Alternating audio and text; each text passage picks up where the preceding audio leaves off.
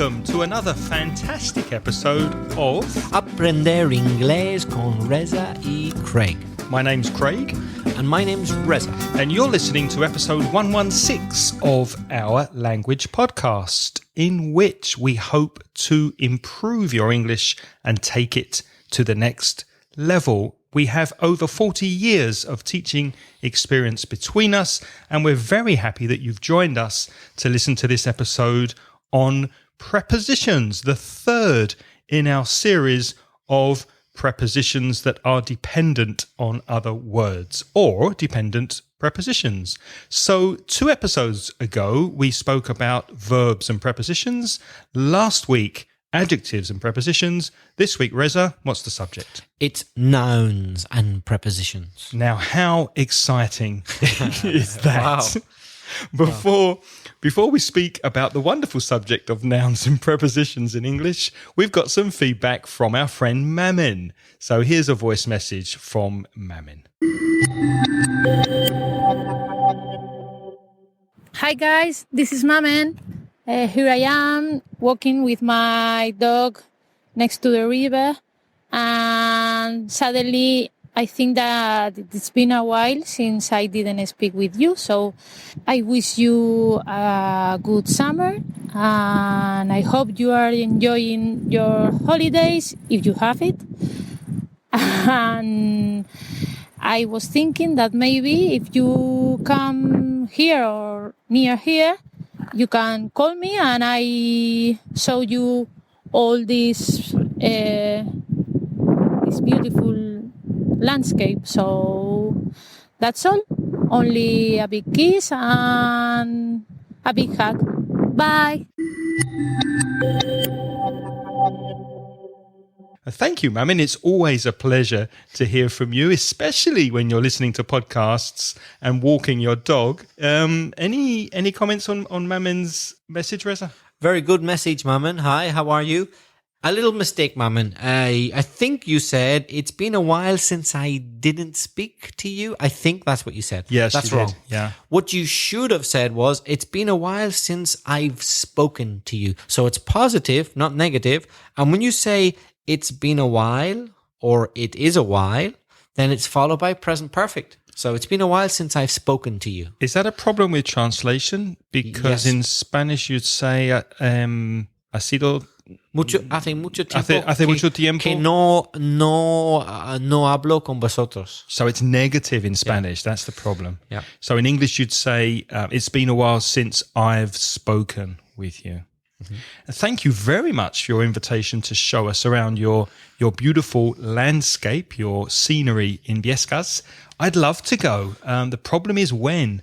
I'm sure that we'll come up and see you, because I love that part of Spain. It's quite close to the Pyrenees, very green, very picturesque, with beautiful mountains and small villages. I love it. It's just time. Yeah. Do you think you can get there this summer, Reza? What are you doing over the summer? Maybe at the end of the summer, Mamin. What about the end of September? Let's try. We won't promise, but we'd love to come and see you maybe in September sometime and spend a couple of days with you in your area. So we'll do our best, and thank you very much for the invitation. So this summer you're off to teach, aren't you, Reza? Yes, I'm actually going to teach at the University of Ulster, so I'm going to be away for a while.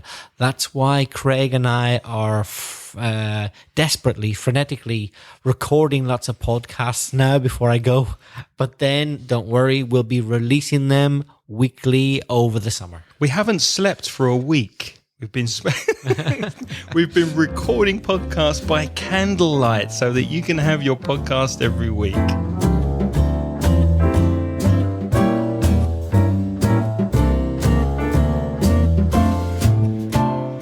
Reza, so we're speaking about prepositions again, and dependent prepositions, which, as we said last week, dependent prepositions are prepositions that always follow the same expression. For example, we say interested in something. I'm interested in skiing, for example. We don't say interested on or interested about.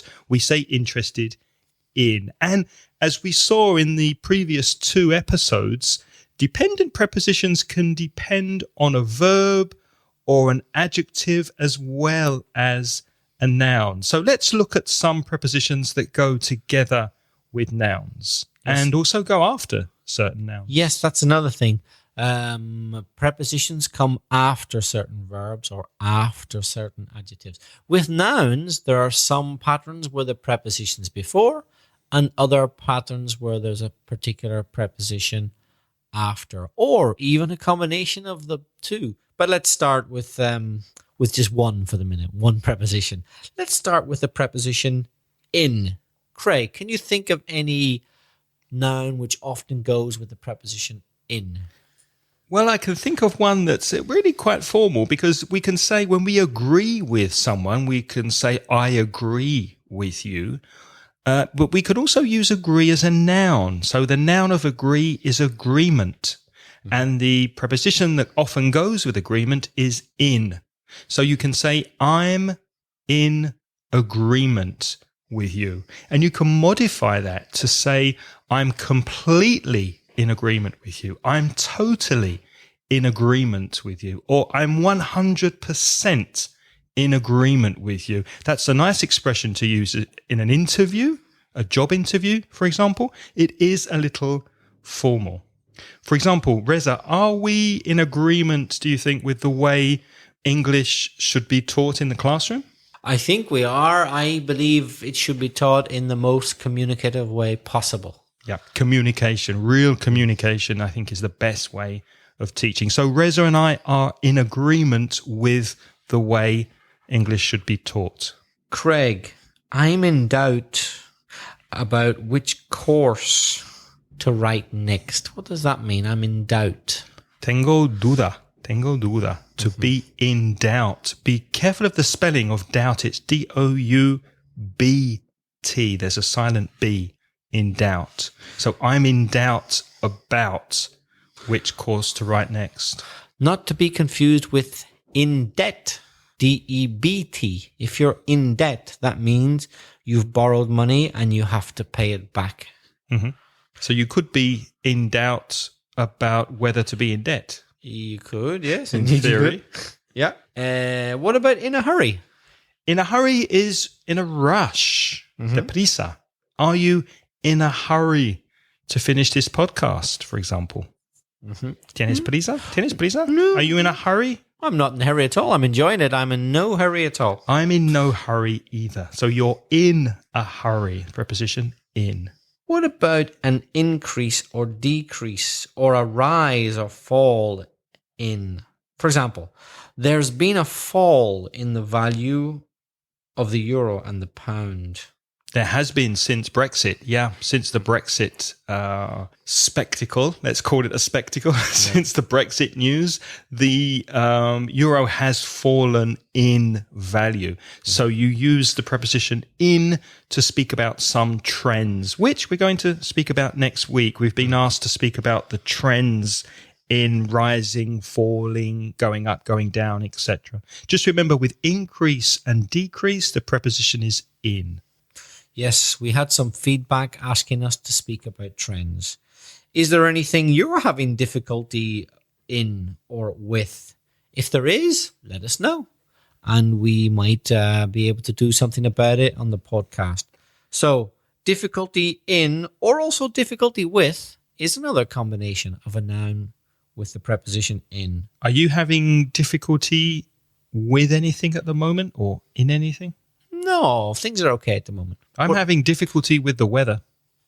It's too hot for me in July. I'm suffering. Yes, that's true. That's a good point. There's been a steep increase in temperatures here in Valencia. It certainly has, yes. There's been a rise in temperature here. It's very hot. What about the word advantage, Craig? What preposition would you normally put with that? Well, first I'd use the verb take, because the collocation with advantage is to take advantage, and the preposition of. So to take advantage of something is aprovechar. For example, you could take advantage of these podcasts and the free courses on mansioningles.com. Yes, take advantage of the free courses at mansioningles.com and take advantage of all our past podcast episodes that you can listen to improve different aspects of your grammar vocabulary and pronunciation. Can you think of any nouns that take prepositions? Preposition of? With the preposition of, well, as a result of this podcast, we've met some wonderful people. Good example. As a result of. Result of. What about... Yeah, what about? About. What about? Yeah. For example, information about. Where can listeners find information about first certificate courses, Craig?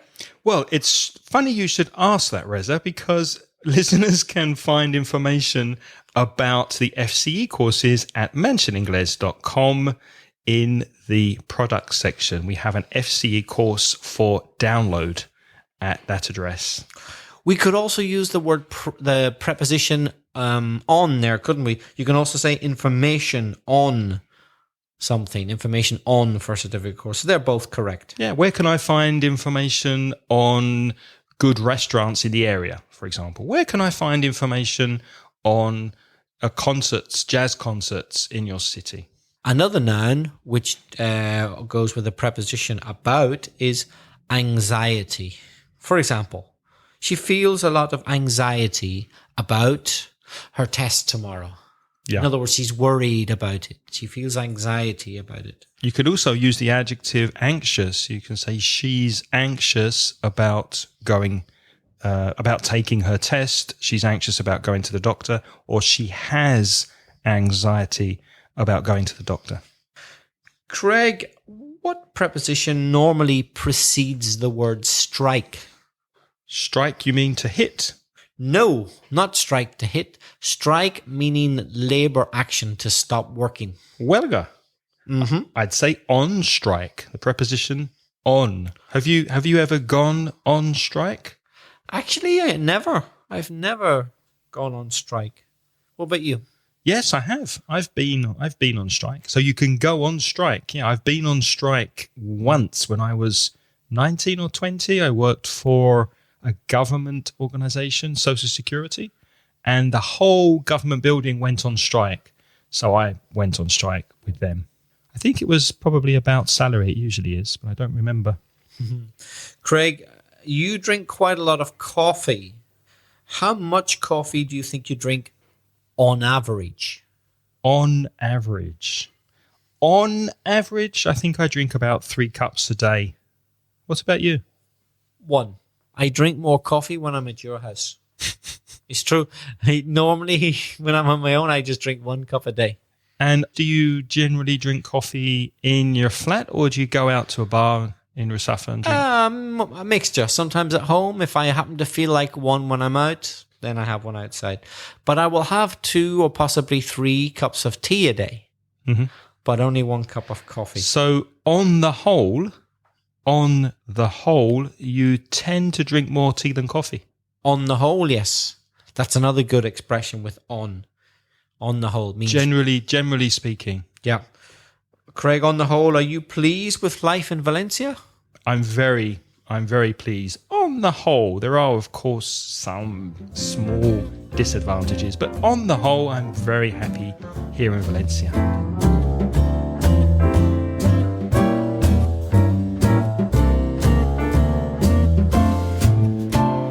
Another collocation is when you have an opinion on something.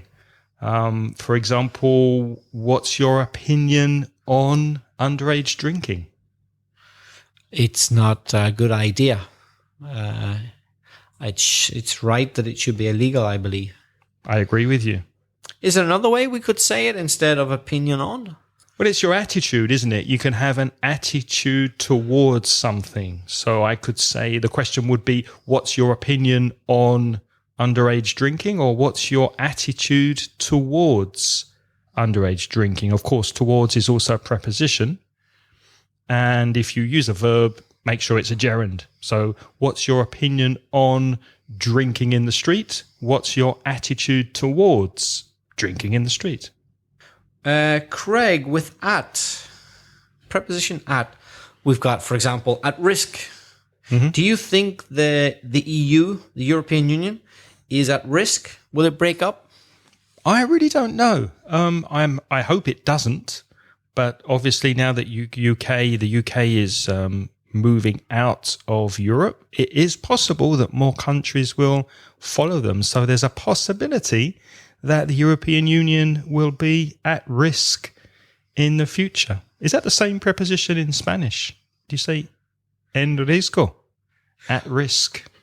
Well, I don't know what you mean, and I'm not being funny when you say, is that the same preposition? Well, when you translate it, Yeah. does it make sense? If a Spanish speaker translated it from Spanish to English, would they make a mistake? Yes, probably. Probably. Because they might say in risk. Yeah, because it's en riesgo. Yeah, isn't they'd it? say in risk. So they probably say in. Yeah. So it's at.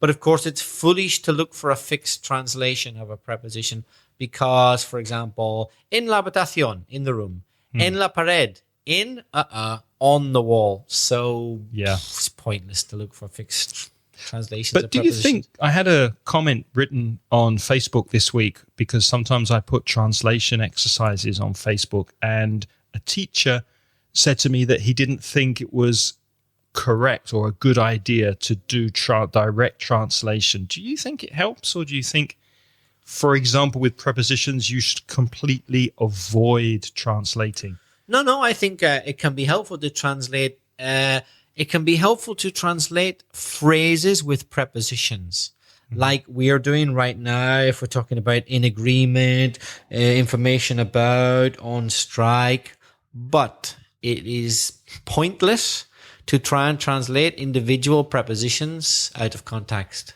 That's pointless. Yeah, I agree. Completely pointless. But I think it's useful to try to translate it and then notice or realize if it's the same or different.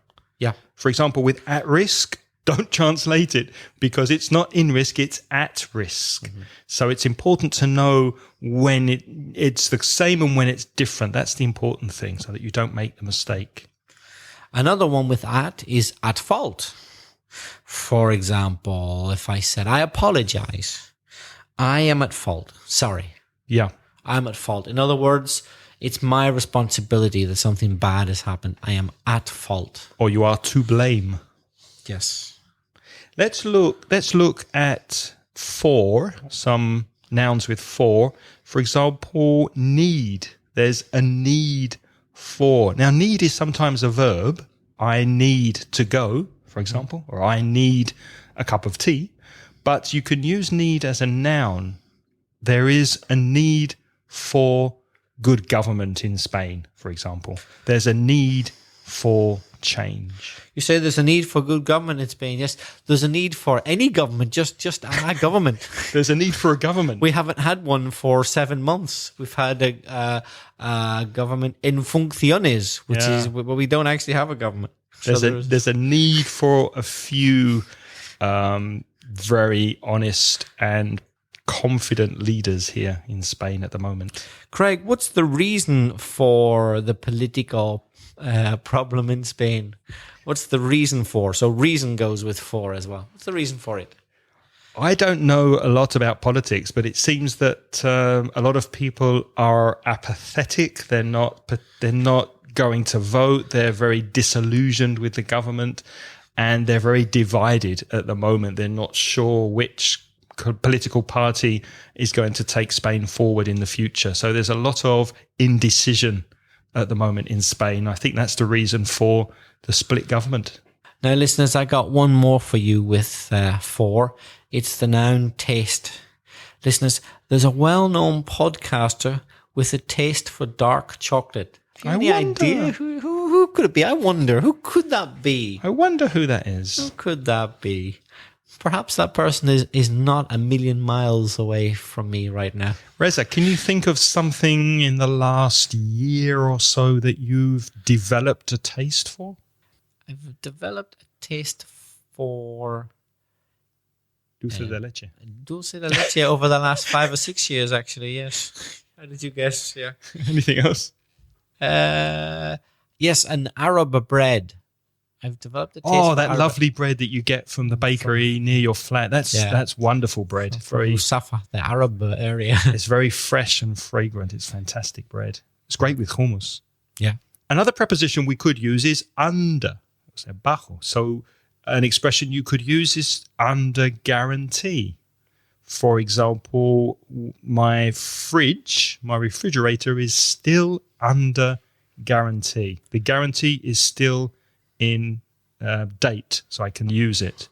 Have you got anything at home that's still under guarantee? As far as I know, my laptop computer, which I bought about 2 years ago, I think it has a guarantee of 5 years. So it's under guarantee, or I can say also under warranty for 5 years. You can say guarantee or warranty.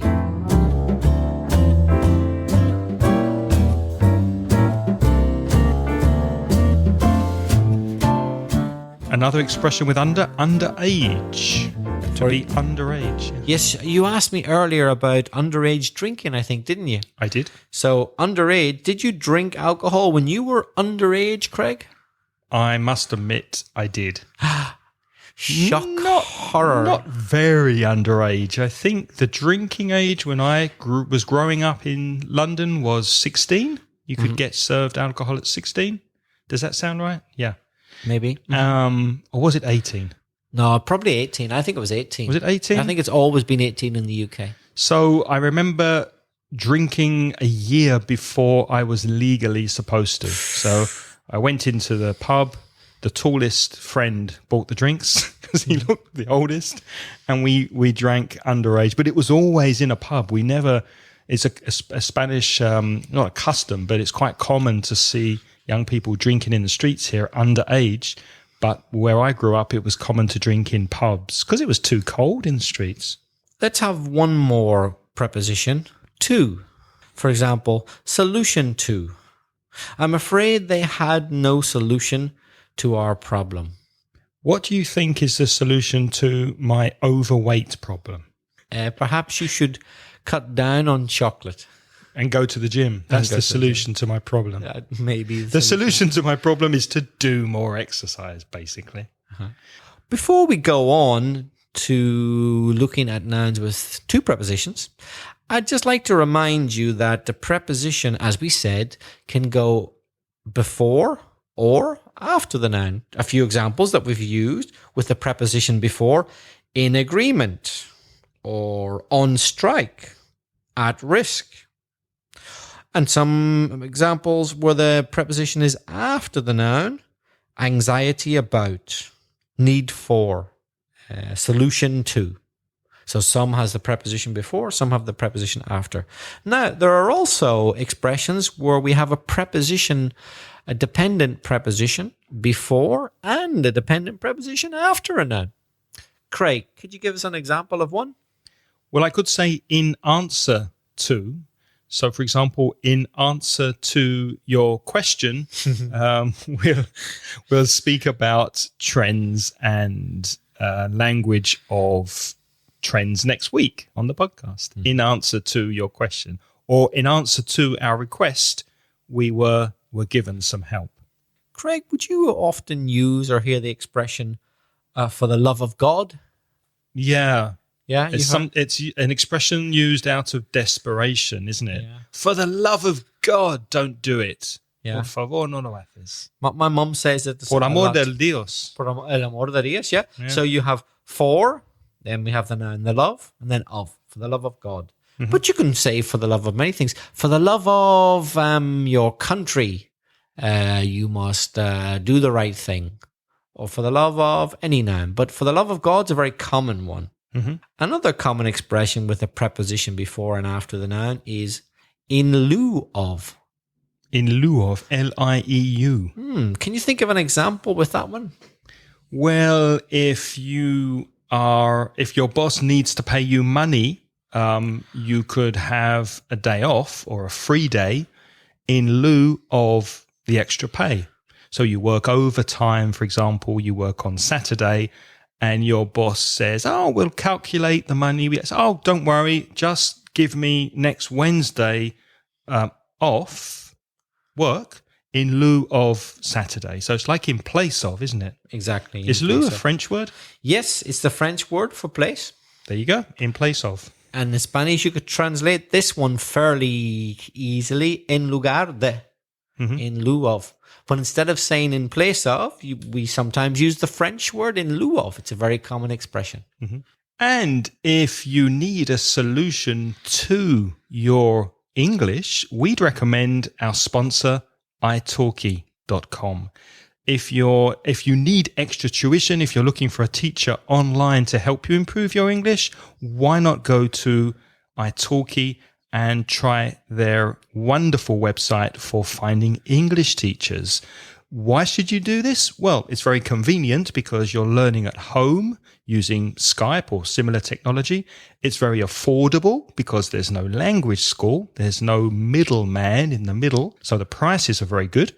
And if you register through Inglés Podcast or Aprender Inglés con Reza y Craig podcast, italki are giving 100 free credits, which is one free lesson to each paying student. So to take advantage of this wonderful offer and find out more, go to inglespodcast.com/italki. And we'd like to say thank you to italki for sponsoring Aprender Inglés con Reza y Craig. Well, Craig, that's about it, I guess. Now it's up to the listeners to practice what we've told them. So go ahead, listen, speak, study, practice your English. Have you got a question for us? Hope you do. Get in touch, and maybe your question will appear on a future episode. Craig, how can people get in touch with us? Well, the best way to get in touch with us is by voice message, and we love receiving your voice messages for two reasons. First, you practice your English, you record your English on the website and send it to us, which is great for your speaking and pronunciation. And also, we love hearing from you in person so that we can get to know our listeners better. If you want to send us a voice message, go to 3Ws, www.speakpipe.com/Inglés podcast. Now, if you're using your iPhone or iPad or mobile phone, you need to download the SpeakPipe application. That's SpeakPipe. If you go direct to the website inglespodcast.com, you'll see a link, un enlace, on the homepage. Just click and record. Make sure you have a microphone to record your voice and send us a message. Or you could send us an email with a comment or question to me, Craig, at inglespodcast.com. Or to me, Reza, that's at belfastreza@gmail.com. So please get in touch. We'd love to hear from you. Thank you for listening this week. Before you go, if you'd like more detailed show notes, remember you can go to patreon.com/Inglés podcast, and we'd like to thank our lovely Patreon sponsors, who are, Reza? Lara, Thara, Mamin, Juan, Sarah, Corey Finneran from IVNV podcast, Jorge, Raul, Rafael, Daniel, and Manuel. Thank you for sponsoring us. And on next week's episode, Reza, what's the subject? Next week's episode will feature the economy and discussing trends. Sounds good. So, until next episode, it's goodbye from me. And it's goodbye from me. The music in this podcast is by Pitts. The track is called See You Later.